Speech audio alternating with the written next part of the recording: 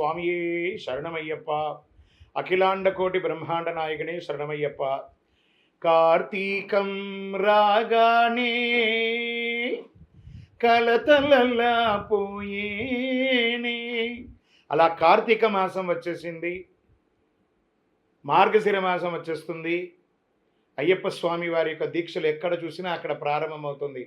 ఉభయ తెలుగు రాష్ట్రాలే కాకుండా ఆసేతు హిమాచలం అఖిలాండ కోటి బ్రహ్మాండ నాయకుడైనటువంటి అయ్యప్ప స్వామి వారి యొక్క దీక్ష నియమాదులు, పూజలు, భజనలు, పడి పూజలు, ఇరుముళ్ళు, అన్నదానాలన్నీ కూడా వైభవంగా జరుగుతుంది. ఈ సమయంలో అయ్యప్ప స్వామి భక్తులందరినీ ఉద్దేశించి మన ఛానల్ ద్వారా మంచి మంచి ప్రశ్నలు, అయ్యప్పలకు ఉన్నటువంటి అనుమానాలు, ఈ యాత్ర అంటే ఏంటి, శబరి యాత్ర అంటే ఏంటి, ఈ మాలాధారణ అంటే ఏంటి, పడిపూజ అంటే ఏంటి, ఈ యొక్క శబరి యాత్రల విశేషం ఏంటి, స్వామివారి అవతార విశేషాలు ఏంటి అన్నీ కూడాను తెలిపే ఒక అద్భుతమైనటువంటి వనయాత్ర ఎలా చేయాలి, జ్యోతియాత్ర అంటే ఎలా, మండలకాలం అంటే ఎలా, ఆడవాళ్ళు ఈ యొక్క పడిపూజలో పనికొస్తారా పనికిరారా, లేదా దీక్ష ఎప్పుడెప్పుడు తీసుకోవాలి, ఎవరెవరు తీసుకోవాలి, ఎలా తీసుకోవాలి, అన్నిటి గురించి మనము దీర్ఘంగా చర్చించుకోబోతున్నాము. మంచి మంచి ప్రశ్నలతో వచ్చున్నారు. అన్నిటికీ సమాధానం కూడా మా గురువులు, జగద్గురువులైనటువంటి శంకరాచార్యుని ఆశీస్సులు పరిపూర్ణంగా ఉండాలని కోరుకుంటూ, ఈ అయ్యప్ప స్వామి వారి తత్వంలో బ్రహ్మశ్రీ డాక్టర్ చంద్రమౌళి గురుస్వామి గారు మాకు నేర్పించినంతలో, మాకు తెలిసినంతలో నేను మీకు చెప్పడం చేస్తున్నాను. మంచిని మాత్రం తీసుకోండి. శరణమయ్యప్ప. గురుస్వామి గారు ఇరుముడి సామగ్రి అంటారు కదా, ఇరుముడిలో ఏమేమి తీసుకెళ్ళాలి, దాన్ని ఏమేమి చేయాలి? మంచి ప్రశ్న కదా ఇది. ఇరుముడి అంటే 2 ముడులు. ఒక ముడిలో స్వామివారి అభిషేక సామగ్రిలు, ఒక ముడిలో అమ్మవారికి సంబంధించి మన వంట సామాన్లన్నీ ఉండాలి. శబరిమలలో ఉన్నటువంటి స్వామికి ఎందుకు ఇరుముడి ఇస్తున్నామంటే, సాక్షాత్ స్వామివారు మగిషి సంహారం చేయడానికి అడవికి వెళ్ళేటప్పుడు ఆ పందల రాజావారు తన మణికంఠుడికి, నాయన నీకు ఆకలి అవుతుంది, దారిలో ఇవన్నీ వండుకొని తినరానని చెప్పి కొబ్బరిలో నెయ్యి పోసి డక్కన వేసి నింపి పప్పు, ఉప్పు, బియ్యం అంతా ఇచ్చి 2 మూటలుగా కట్టి ఇచ్చారు. కాబట్టి మణికంఠుడే వెళ్ళారనమాట. ఆయన ఎలా వెళ్ళారు? విల్లాలి వీరుడా వీరమణి కంఠుడా అని చెప్పి స్వామి ఇరుముడిగా పళ్ళికట్టు శబరిమలైకి కళ్ళుం ముళ్ళుం కాళ్ళకు మెత్త అని చెప్పి స్వామి వారి యొక్క ఇరుముడిని తీసుకొని వెళ్ళారు. ఆ కాళ్ళు ముళ్ళు, ఆ రాళ్ళు రెప్పలని కూడా తీసుకొని ఎక్కేటప్పుడు మనకి ఇబ్బంది కలగకుండా ఉండే ఆ ఇరుముడిలో 5 కొబ్బరికాయలు ఉండాలి. 1 కొబ్బరికాయలో నెయ్యి నింపాలి. మిగతా 4 కొబ్బరికాయలు పిన్ ముడి అంటే వెనక ముడిలో వేసుకోవాలి. ఆ వెనక ముడిలో బ్లౌజ్ బిట్ అమ్మవారికి, గాజులు, పసుపు, కుంకుమ, అభిషేక సామగ్రిలనే ఉండాలి.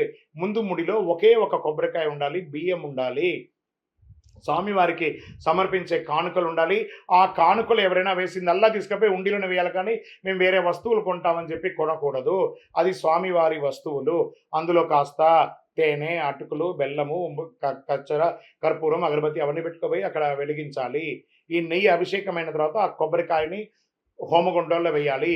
ఇటుపక్క ఉన్న 4 కొబ్బరికాయని పంబా నదిలో ఇప్పి ఎక్కడానికి ముందు అందులో నుంచి 3 కొబ్బరికాయలు బయట తీయాలి. 1 కన్నిమూల గణపతి దగ్గర కొట్టాలి, 2వది శబరిపీఠం దగ్గర కొట్టాలి, 3వది 18 దగ్గర కొట్టాలి. 4వ కొబ్బరికాయ యొక్క ఇరుముడిలో ఉంది చూసారా, దాన్ని మాలిగైపురత్తమ్మ దగ్గర దొల్లించి వదలాలి. మళ్ళీ వెళ్ళేటప్పుడు తిరుగు కొబ్బరికాయ అక్కడ కొట్టి రావాలి. ఇది ఇరుముడిలో ఉన్నటువంటి వస్తువులు.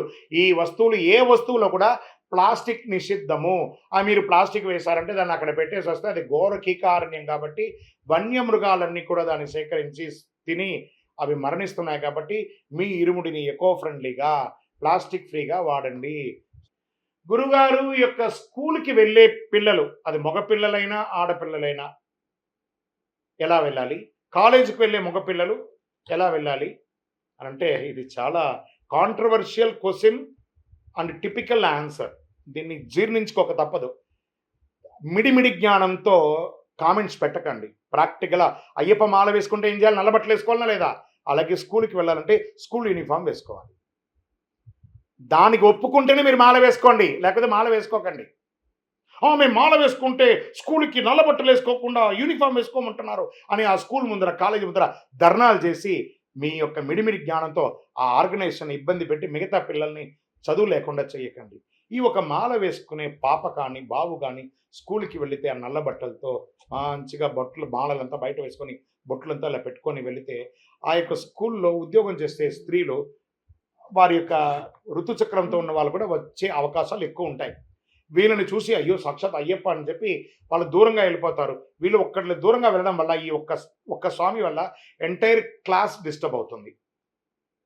సో, ఆ మేనేజ్‌మెంట్‌కి ఆ చదువుకోవాలని వచ్చిన పిల్లలకందరికీ ఒక స్వామి వల్ల మిగతా వాళ్ళకందరికీ చదువు అనేది ఇబ్బందవుతుంది. కాబట్టి దీక్ష మీకోసమే కానీ స్కూల్‌కో, కాలేజ్‌కో కాదు. స్కూల్‌కి వెళ్ళేటప్పుడు స్కూల్ యూనిఫార్మ్, అయ్యప్ప శబరిమలకి వెళ్ళేటప్పుడు ఎలా అయ్యప్ప యూనిఫామో స్కూల్‌కి వెళ్ళేటప్పుడు స్కూల్ యూనిఫార్మ్ ఖచ్చితంగా వేసుకుంటేనే దీక్ష తీసుకోండి. లేకపోతే తీసుకెళ్ళకండి. కాలేజ్‌కి వెళ్ళిన వాళ్ళైనా, స్కూల్‌కి వెళ్ళే వాళ్ళైనా దీక్ష మీకోసమే కానీ కాలేజ్ అనేది కాస్త ఎక్స్‌క్యూజ్ అవ్వొచ్చండి. ఎందుకంటే వాళ్ళకి అన్నీ ఆల్‌మోస్ట్ ఆల్ జాగ్రత్త పడతారు కాబట్టి స్కూల్‌లోనే ఎక్కువ ఉంటారు. ఎందుకంటే మదర్ లవ్ నుంచి స్కూల్‌కెళ్ళేటప్పుడు ఎక్కువ శాతం ఆడవాళ్ళే టీచర్స్‌గా ఫ్యాకల్టీస్ ఉంటారు కాబట్టి స్కూల్‌కెళ్ళే వాళ్ళ గురించి ఆలోచిద్దాం. స్కూల్ నియమ నిబంధనలకి ఉల్లంఘన లేకుండా దీక్ష తీసుకుంటే తీసుకోండి. లేదా పిల్లలకి మాలలు వేయకండి. మీరు విరుద్ధంగా మాట్లాడుతున్నారు, ఆధ్యాత్మికం చెడగొడుతున్నారు, ఇవన్నీ కామెంట్స్ అంతా పెట్టకండి. ఉపయోగమే లేదు. మీ బుర్రకు ఆలోచించండి. మీ పిల్లల్ని మీరు మాల వేసుకుంటే నల్ల బట్టలు వేసుకోవాలని అనుకుంటున్నారా లేదా? ఆ స్కూల్‌కి వెళ్ళేటప్పుడు ఒక సంతకం పెట్టుంటారు. మేము స్కూల్ మేనేజ్మెంట్ యొక్క అధికారాలను మించి మేము ఏ విధమైన ప్రవర్తన చేయమని మీరు సంతకం పెట్టి టీసీ ఇచ్చారక్కడ. కాబట్టి ఆ పద్ధతి ఆ స్కూల్‌కి ఎంత విలువ ఉందో మీ దీక్షకు కూడా అంతే విలువ ఉంది కాబట్టి దీక్షకి ఇచ్చే విలువే స్కూల్‌కి కూడా ఇవ్వండి. ఈ పెద్ద పాదం అంటే ఏంటి? ఈ చిన్న పాదం అంటే ఏంటి? ఈ పాదాలు ఏంది అనంటే వనయాత్ర అంటారు దీన్నే. ఎరుమై కొల్లి అని చెప్పారు చూసారా? స్వామివారే స్వయంగా ఎరుమేలి నుండి మొదలు పెడితే శబరిమల వరకు నడిచి వెళ్ళారు. ఎరిమేలు నుంచి శబరిమలకి వచ్చేటప్పటికి ఆల్మోస్ట్ 63 కిలోమీటర్లు ఉంటుంది. 48 మైళ్ళు అంటారు.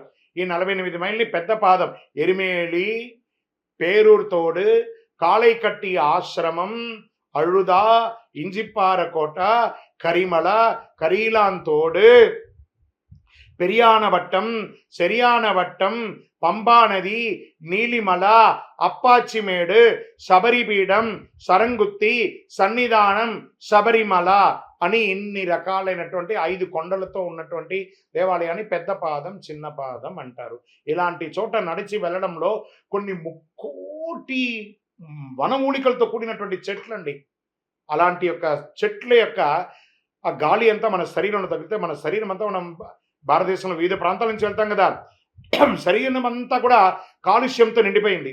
ఆ యొక్క వనమూలికల యొక్క గాలి మన శరీరంలో పెట్టే చెమట రూపంలో చెడు అంతా బయటకు వచ్చి మనం ఆరోగ్యవంతులమయ్యి మంచి ఓవరాల్ అవుతుందన్నమాట బాడీ. అందుకే సంవత్సరంలో ఒక్కసారైనా వనయాత్ర చేయాలి. పుట్టినందుకు ఒకసారైనా శబరిమలకు వెళ్ళాలండి. ఎలా వెళ్ళాలి? అలుదా నదిలో మునిగి 2 రాళ్ళను చేతితో తీసి నిండు భక్తితో గుట్టపై ఉంచి, అలా చక్కగా గురువుగారు రాసినటువంటి పాట. కరిమల చేరి కరముల మ్రోక్కి నీ కీర్తి వెలుగెత్తి చాటుదాం. ఎంత అద్భుతం తెలుసా? అలా చెప్తూ ఉంటానే ఎలా గుజ్బంప్స్ వస్తున్నా. ఆ వనయాత్రలో ఉన్నటువంటి భావన, ఆ వనయాత్ర యొక్క పవర్ అలాంటిదండి. అంత అద్భుతం. ఎక్కడ చూసినా మన బంధువులే. మనం ఆల వేసుకున్న అయ్యప్పలే. ఎంత ప్రేమగా మీరు నడవలేకపోతున్నారా? ఒకళ్ళు వచ్చి గాలి వీస్తారు అలా వాళ్ళ టవల్‌తో, ఒకళ్ళు గ్లూకోజ్ ఇస్తారు, ఒకళ్ళు పాదాలు పడతారు, ఒకళ్ళు భోజనం ఇస్తారు, ఒక టిఫిన్ ఇస్తారు. ఎంత ప్రేమాభిమానం తెలుసా అక్కడ? పేద లేదు, రాజు లేదు, ఎందులేని అద్భుతం, అందులేని ఆనందమే అయ్యప్ప దర్శనం. అంత అద్భుతమైనటువంటిది అనమాట వనయాత్ర. గురుగారు, ఈ యొక్క అయ్యప్ప స్వామి వారి దీక్షలో అన్నదానం అనేది చేస్తారు కదా, ఈ అన్నదానం యొక్క ప్రాముఖ్యత ఏంటి? ఈ అన్నదానం ఎందుకు చేయాలి? అసలు అన్నదానం చెయ్యాలా? అన్నదాన ప్రభువే శరణం అయ్యప్ప, ఆర్యంగావు అయ్యావే శరణమయ్యప్ప. అన్నదానం అన్ని దానముల కన్నా అన్నదానం మిన్న. గజతురగ సహస్రం గోకులం కోటిదానం, కనకరచిత పాత్రం మేదినీ సాగరాంతం, ఉభయకుల విశుద్ధం కోటికన్యా ప్రదానం, నహి నహి బహుదానం అన్నదానం సమానం. అన్ని దానముల కన్నా అన్నదానం విన్నా. ఈ యొక్క అయ్యప్ప స్వామి వారి దీక్షలో సాక్షాత్ మాల ధరించిన వాళ్ళందరూ అయ్యప్పలే కదా. ఆ అయ్యప్పలకు ఒకరోజు అన్నం పెట్టడం. ఈ అయ్యప్పలకే పెట్టడం కాకుండా దారమ్మడి పోతుంటారు చూసారా బాటసారులు, వాళ్ళకి పెట్టండి. లేదా భిక్షగాళ్ళు ఉంటారు కదా, ఒక పూటకు కూడా లేని వాళ్ళకి అన్నం పెట్టండి. వికలాంగులకు పెట్టండి. అన్నమో రామచంద్ర అని అలమటిస్తూ ప్లాట్ఫామ్ మీద పడుకుంటారు చూసారా, వాళ్ళకి అన్నం పెట్టండి. అన్నదానం అంత విశిష్టత. మన యొక్క అయ్యప్ప స్వామి వారి 18 అవతారాల దేవాలయం తిరుపతిలో బ్రహ్మశ్రీ డాక్టర్ చంద్రమౌళి గురుస్వామి గారి ఆధ్వర్యంలో ప్రతి సంవత్సరం నవంబర్ 8వ తారీఖు నుండి జనవరి 14 వరకు ఈ ప్లాట్ఫామ్ మీద ఉంటారు చూసారా, వాళ్ళకందరికీ హాస్పిటల్లో వాళ్ళ యొక్క పేషెంట్స్ అంతా అటెండెన్స్ వాళ్ళు ఉంటారు కదా, లోపల ఉంటారు హాస్పిటల్లో, వారి యొక్క కూడా ఉన్న వాళ్ళందరూ ప్లాట్ఫామ్లో పడుకుంటారు తిండి లేక ఉండడం. అలాంటి వాళ్ళకి అన్నదానం ఇవన్నీ కూడా చేస్తున్నాం. మేము చేస్తున్నామని మీరు చేయండి అనట్లేదు. అవకాశం ఉంటే అన్నదానం చేయండి. అన్ని దానముల కన్నా అన్నదానం విన్నా ఏం చెప్పారు? గజతురగ సహస్రం గోకులం కోటి దానం. 1000 ఏనుగులు 1000 గుర్రాలు ఏనుగులంతా కూడా ఇచ్చినా కూడా ఇంకొకటి ఇవ్వలేదే అనే ఆత్రం ఉంటుంది. ఉభయ కుల విశుద్ధం కోటి కన్యా ప్రదానం. 2 కుటుంబాలని కలిపి కోటి కన్యాదానం చేసినా నాకు పెట్టిపోతలు పెట్టలేదు, నాకు బంగారం పెట్టలేదు, నాకు చాయ్ కాఫీలో మర్యాద ఇవ్వలేదని కోరుకుంటాం. కనుక రజిత పాత్రం మేదిని సాగరాంతరం వజ్ర వైడూర్య మణివేదకాలన్నీ కూడా ఆకాశమంత ఎత్తుకు పోసి పాతాళమంత లోతుకు పోసి ఇచ్చిన, ఏమండి మీరు ఇస్తున్నారు కదా, మీ చేతిలో ఉంగరం ఉంది అది కూడా ఇవ్వండి అని అడుగుతారు. కానీ ఒకే ఒక్క ముద్ద అన్నం ఎక్కువైతే ఏం చెప్తాం? చాలు. లోపల వైశ్వానరుడు ఉంటాడు. ఆహా, ఈ అన్నం పెట్టిన వాళ్ళ యొక్క కుటుంబం వారి వంశం క్షేమంగా ఉండాలని చెప్పి వైశ్వానరుడు ఆ యొక్క ఆశీర్వదిస్తాడు. కాబట్టి అన్ని దానముల కన్నా అన్నదానమైనా, అందులోనూ అయ్యప్ప దీక్షలో ఇక్కడ కాదని ఆసేతు హిమాచలం శబరిమలలో కూడా నిత్య అన్నదానం జరుగుతూనే ఉంటుంది. శరణమయ్యప్ప, అన్నదాన ప్రభువే శరణమయ్యప్ప.